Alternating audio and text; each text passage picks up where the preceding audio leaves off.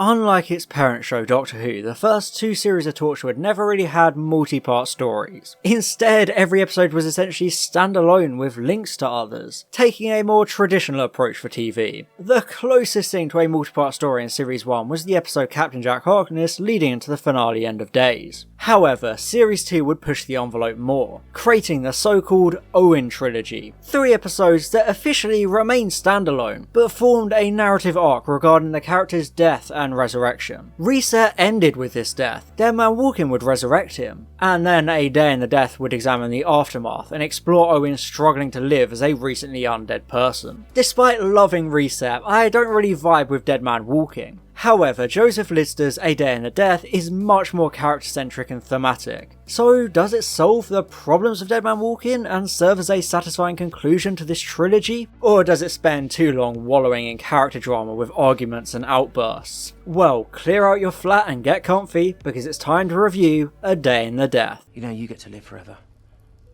I get to die forever. It's funny that. After Owen's death in Reset, he was resurrected in Dead Man Walking, which explored a bit of his new reality, but it also had to deal with the literal personification of death strolling around as well, so it wasn't able to properly dive into Owen as a character after such a momentous shift in his world. However, right from the get-go in Day of the Death, we can see this will be a much more character-based episode, as Owen narrates his life combined with flashbacks of previous episodes. It's a bit cheesy, but it helps to hammer home just how much his existence has been derailed by the inconvenience of death. He now has to break every single habit he has ever formed, since he can't eat, drink, or even shave. All these routines we find ourselves ingrained in. It's a complete hollowing of Owen as a person. You can really understand his struggle and how he doesn't even know what to do anymore. It's quite emotional to see, having to hide his agony and his existential nightmare from the rest of the team. I just think it perfectly sets the tone of how deep and thematic this episode is going to be, along with the music being utterly fantastic. A similar piece to the climactic ending of the previous episode, so there's some nice musical continuity there.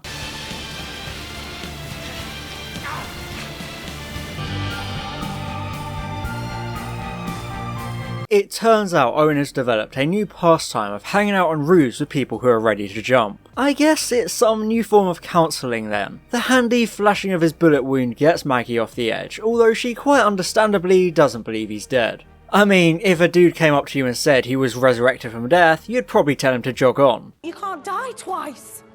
So are you an expert? Yeah, Owen, she beat Sekiro 3 times. I think this scene creates some interesting framing, since you have someone who died without wanting to, and another person who does want to die. So they're a really nice contrast, also allowing the entire episode itself to be a story Owen is telling her, the events essentially being a flashback cutting forward in time to these two every now and then. So it's a really refreshing way to pace the episode. Also, Maggie poses an unintentionally deep question.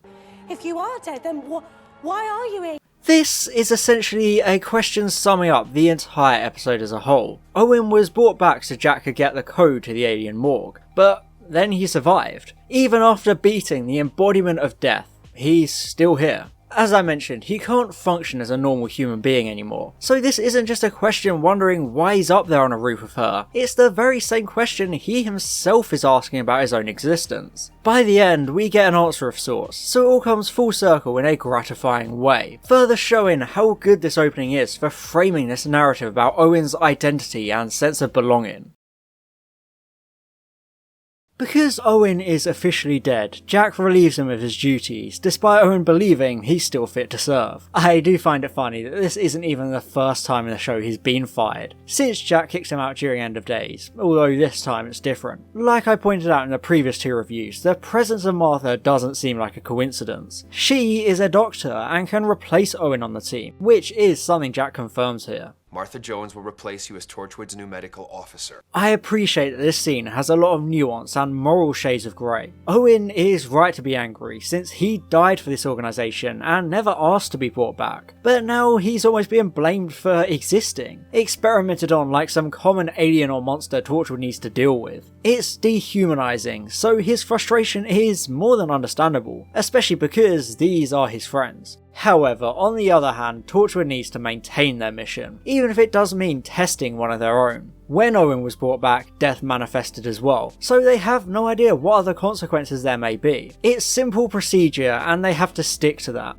along with them personally wanting to make sure Owen himself is safe. None of them know how long he'll be resurrected for, so the tests are for his own benefit as well. I just appreciate the writing of this scene, since it doesn't paint either Jack or Owen in a bad light. They both have sound reasons to do what they're doing, and you can see both points of view. However, because he has nothing to do, they essentially demote Owen to T-Boy, leading to a fascinating interaction with Yanto. Owen almost reverts back to his character in series 1, talking down to Yanto about how he was nothing in that earlier series, and now he's living it up by getting to go on all these missions. I don't think Owen is being a dick for the sake of it. He's just frustrated and hates the position he's found himself in, lashing out at the nearest person, which happens to be Yanto. Where Owen used to be the social and flirty sleazeball of the team, he's now left bitterly alone and unable to form any kind of intimate relationship anymore, whilst everyone around him does. It's simple frustration, and I think it's easy to understand his emotional struggle. Even though his muscles are fine, there's no sign of rigor mortis, he's still outcast from the team. He can put on a facade to flirt with Martha all he wants, but he knows his old life is dead. You can see it in his eyes. And sure, he won't age, but isn't that more of a curse than a blessing? Like, cool, I can't die and I won't age, but I can't enjoy any perks of living. Guess I'll just suffer for all eternity then.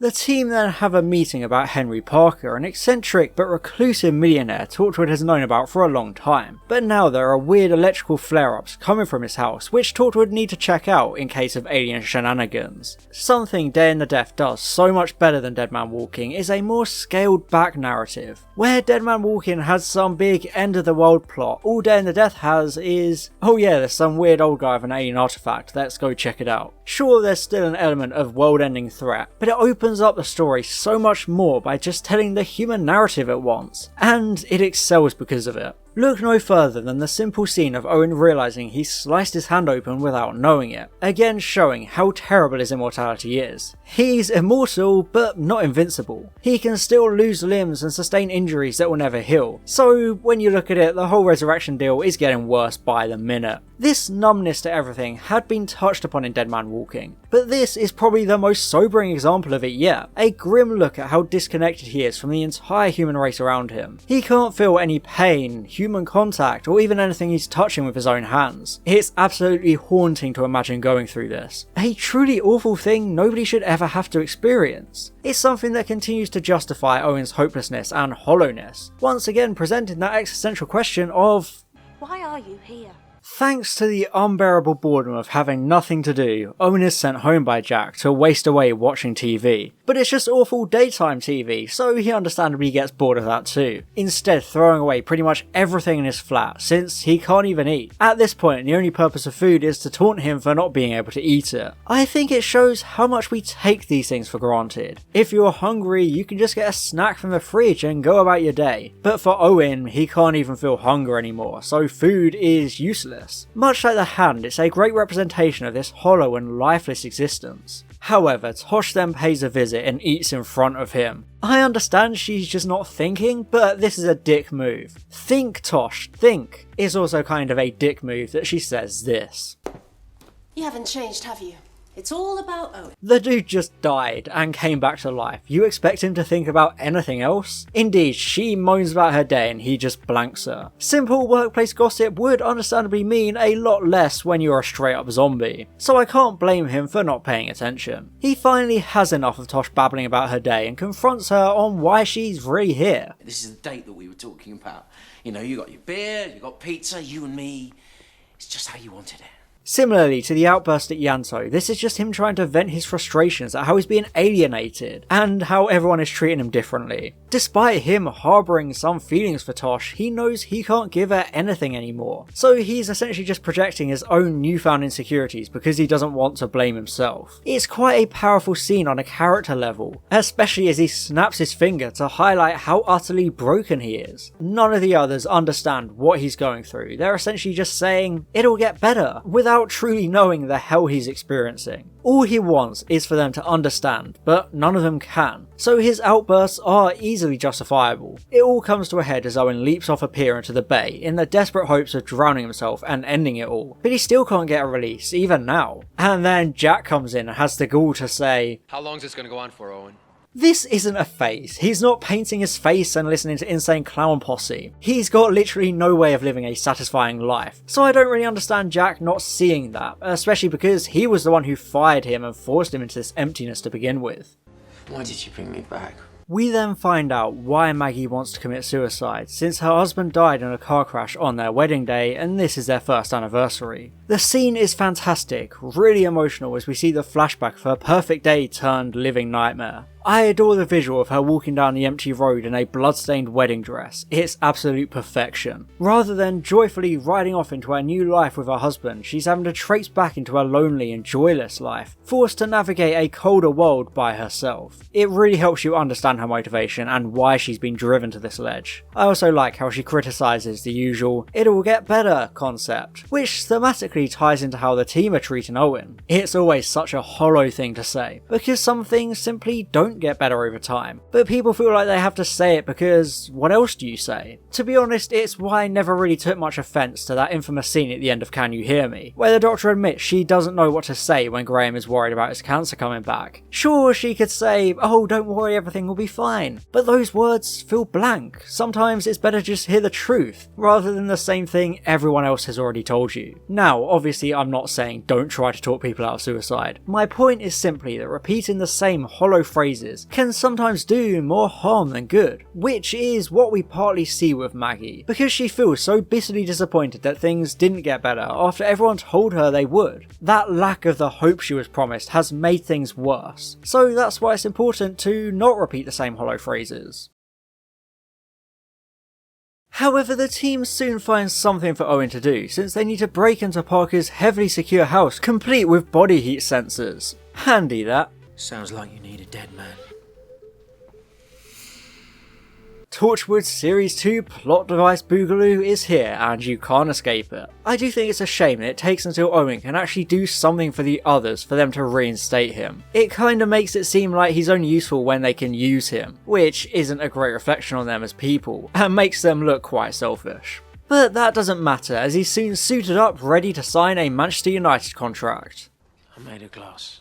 I do think it's clever for him to be used as an infiltrator here. Even though the heat sensors are a convenient plot device, it's a clever way to incorporate his nature of being dead, and make it benefit the plot itself rather than this just being a regular episode but with zombie Owen. The scene of him sneaking in the house has a proper heist atmosphere and a good feeling of tension. There are a lot of heist-like scenes in Series 2 and I love every single one of them, since I'm a sucker for a good heist. I especially enjoy the moment of him neutralising a security guard who catches him. Gorman is sublime with his captivating speech as he edges ever closer. It's some great mind games and truly shows how he has no fear, even though he's so fragile. In a way, Mark kind of prophesies this in combat. He had no fear. Owen finally reaches his target, the bedroom of Henry Parker, who is hooked up to life support and desperately clinging on to an alien artifact. The secret to my life is this jewel, so don't touch it, I just wanted to tell you that. Alright. I suppose when you live a life of collecting artifacts, all you have at the very end is your collection. I love that he's familiar with Torchwood. Sure, it's a bit of a meme that everyone and their gran knows about the organisation by this point, but if anyone was to know about them, it would be this alien collector, especially since it was established that they've been monitoring him for many years. Despite 3 heart attacks and a failed bypass, Parker believes he's staying alive thanks to the artifact he calls the Pulse. This is the perfect kind of character for this episode. On one hand you have Maggie, who is young and heartbroken, wanting to die. On the opposite side you have Henry, who is old and terrified of death. And in the middle there's Owen, the dead man brought back to life and doomed to this undead nightmare. I do love the scene as Parker has to come to terms with the fact he can't keep prolonging his death anymore. This is no way to live your life. You can't have those warm and joyous experiences anymore. You're just watching the clock tick by. It kind of touches upon the euthanasia debate, because at some point it would be better to just pass away whilst you still remember what it was like to enjoy life, rather than becoming like Parker, too scared of accepting your own mortality. It's a really powerful scene, and it kind of breathes life into Owen, who now remembers his purpose. He's a doctor. He's there to save lives and ease suffering, although he hates himself for not being able to give him CPR on account of the whole being dead thing, making him question his existence all over again. It was just another person dying because of me. However, before we can properly contemplate this turn of events, the energy levels from the pulse start to spike again. The team's certain it'll explode, and there's nothing they can do. This is another moment where Owen embraces the possibility of death. He had previously done it in Dead Man Walking, and he's ready to do it again here, willing to sacrifice himself for the slim chance he can absorb the energy and save others. It's a heroic moment as he bids farewell to everyone, finally giving his blessing for Martha to replace him, having come to terms with the fact someone needs to take his place. It feels like a very brave and climactic, heroic moment, kind of like a mirror for his ultimate death in the finale, where he and Tosh die together in a very similar scene. I do find it a bit cheapened though that this kind of moment also happened in the previous episode. It makes you feel cheated that he has so many farewell scenes without dying. It's kind of deja vu no matter how powerful it is. However, it is still good since Owen is at the lowest point he has ever been during his entire life. He has nothing to live for, yet he's still able to ignore that impulse to survive, and is willing to throw away the second chance at life for the greater good. It's so brave of him, showing such courage in the face of death. He had done it before, quite literally in Dead Man Walking, but now he's doing it figuratively as well. It's also a brilliant touch that it fades before we can see an explosion. We've constantly been cutting to him in the present day recounting this story, but how was he here if he died from the pulse? It keeps you gripped. Another way the narrative framing is achieved perfectly with these flashbacks. Indeed, Maggie asks what happened, with Owen revealing the pulse wasn't a bomb, it's actually an alien race replying to the Voyager probes, which carried golden records with all sorts of sounds and information about our planet and our people. It was essentially one big shot in the dark, shooting out these records with a faint hope that maybe, just maybe, we'll be able to reach someone and find out we're not alone in the universe. The pulse is a beautiful answer to that, a piece of reassurance that also puts our own lives in perspective. It shows that we're part of something greater, a sprawling universe teeming with life. To some, that prospect would make our own existence feel small and meaningless, but to a lot of other people, it can all be summed up in one word: hope. Like Owen says, the pulse is a beacon of light in the darkness that we fear so very much. There's so much beauty out there if we take the time to see and embrace it. This is why Owen came to help Maggie after stumbling across her perched on the ledge. After all, he is here to help. I really like his speech about clinging on to even the slightest chance of things getting better. He's not doing the usual pretending things are okay, he's being honest with her, and I think that's why it gets through to her. The pulse, Owen's battle between life and death, it's all a reason to live. He's just as scared of the darkness as Henry was, but he has learned there's always something to hold on to, no matter how dark it is. As someone who has struggled with mental health for nearly half my life, Owen's speech really resonates with me, and I think it's the perfect, optimistic end to such a pessimistic story. At the end of the day, it's all about hope, and if the undead Dr. Owen Harper can still feel hope, anyone can. Given that Owen wasn't vaporised in an explosion, he no longer needs replacing. It's time for Martha to bid the team adieu, since she was only really meant to be here to investigate the deaths in Reset. The rest of her stay was kind of an awkward bit of improv as she filled in for Owen. It's quite bittersweet to see her go. She was great while she was here, but the show couldn't really balance her with everyone else for a sustained length of time, given how she serves the same role as Owen. So I appreciate her only being there for 3 episodes. Martha was a breath of fresh air into the show and kept things from getting stale. I just really hate how they never properly explained who she was. Obviously, as a Doctor Who fan, I know Martha, but there are a lot of international Torchwood viewers who had no idea of the relation to Doctor Who. So this trilogy definitely dropped the ball when it came to explaining how she and Jack knew each other. Just to put it into perspective, Torchwood gives Captain John about 3 times the backstory and explanation Martha gets, so it will never sit right with me that they don't explore that friendship more. However, at least this ending leaves it open for her returning, Jack suggesting she can come back at any time, which would have ultimately been the plan as shown at the end of Journey's End, where Martha and Redacted went to join Torchwood. It's truly a shame we'll never get that, not even in Big Finish. A Day in the Death is everything I wanted from Dead Man Walking. It's a truly phenomenal episode of Torchwood with such a powerful exploration of life and death, zeroing in on the extent of Owen's struggles to deal with his new life. Much like the previous episode, Burn Gorman is on top form. The pacing and structure of the narrative is achieved so well, allowing for a smooth character story to be told without getting bogged down with some big monster to defeat. It's a tragic and beautiful story, culminating in that touching message about finding hope in the darkness no matter what you're going through. The main criticism I have about Day and the Death is that some of the main characters don't really act like themselves, but to be fair, it does kind of work in terms of making Owen feel like an outcast at his own workplace. There isn't a huge amount for Martha to do, but I feel like she slots in naturally as a possible replacement for Owen, and the pair have some really good scenes with each other. All in all, Day and the Death deserves a prestigious S rank on the Torchwood Series 2 tier list. It is pure Kino in every way, with slick, stylistic directing, great music, and a thought-provoking narrative. It takes you on a rollercoaster ride of emotions framed through Owen's own journey of identity and belonging. I find it hard to sum up exactly why I love this episode so much, but it's just one of those stories that stays with you long after it ends, leaving an incredible impression. And I'd like to give an extra special thank you to all my gold level patrons: Alex Marston, Calvin, Daniel Shillito, Fallon Cortez, Franz Horn aka Line Vortex, George, Herna Verzog, John, and Stefan Never Miller. Thank you so much for your support.